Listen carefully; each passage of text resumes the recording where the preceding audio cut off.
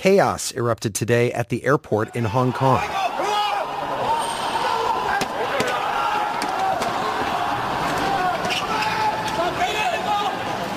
Video streams from the airport show riot police clashing with the protesters.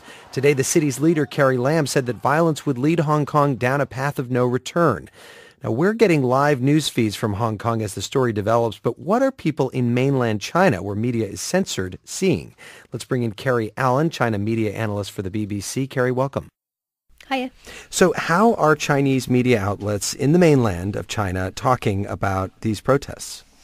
Well, they've been giving more coverage to them in recent weeks since they became large-scale in early June. So what they originally started off, there was a lot of playing down back in June. They were referred to as stray hooligans who were rioting in the area. But what's happened now in recent weeks, they've changed the language. They've now started referring them to a mob, and literally in the last 24 hours have started saying that their actions have shades of terrorism. So this is creating a real fear tactic for people in mainland China, and they've only seen hand-picked footage of protesters fighting with the police. So they're under the impression that the police are really overstrained and they're really struggling to stop what they see as almost mafia-like activities in Hong Kong.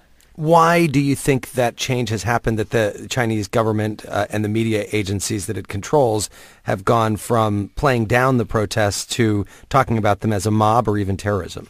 Well, what China does anyway with protests is it normally tries to censor them if they're small scale. But because these protests have continued for such a long period of time and people have gained an awareness that they're happening, the government's realised that it can't censor them. There's just too much going on, that it can't maintain the control. So what it's tried to do instead is create its own dialogue. So it's been able to use hand-picked footage and create the idea that these are now riots, or as it's been saying in the last 24 hours, very violent activity that could be interpreted as terrorism for the Chinese people. And what about on social media? Is the Chinese government able to control that as much as they can the news?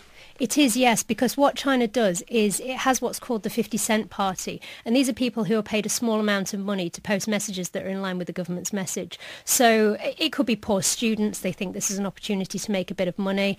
And they post en masse. They create accounts and they post messages saying, I support the Hong Kong police. I hate what's going on in Hong Kong. And what happens is any genuine social media users, they'll just see floods and floods of messages showing this. And this gives the idea to them that this is the mainstream opinion throughout China.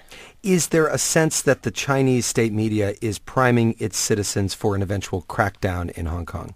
Oh, absolutely, yes. There's been increased commentaries in newspapers saying that, well, discussing whether the People's Liberation Army should intervene, because under the one-party, two-systems policy, I mean, this is the idea that there is one China, but that mainland China and Hong Kong have two separate governments, right, effectively, that China keeps a step back. It doesn't get involved. So, but what's been happening is because they're building up this dialogue of that for people, Hong Kong's almost out of control. There are more commentaries suggesting that if it reaches a point of unrest, the People's Liberation Army has the power to go in. So it's creating this dialogue. I mean, to use words like terrorism, this really is using very, very strong language, and they've been getting support from local police officers and the public to say that if they do go in, that this is in the better interest of the Beijing, well, in the wider China nation.